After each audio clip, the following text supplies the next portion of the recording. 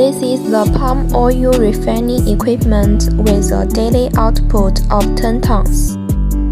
Crude palm oil enters into the first tank from this pipeline.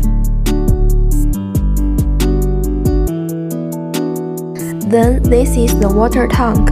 During the refining process, salt water is added. Add the salt water and alkaline water into this tank. These two thermometers shows the temperature when the steam is heated. The first two tanks are used for water washing.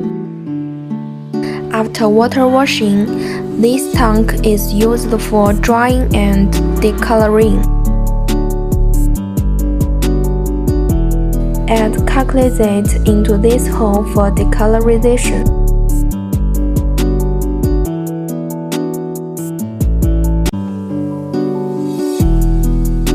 After decolorization and it's heated to almost 110.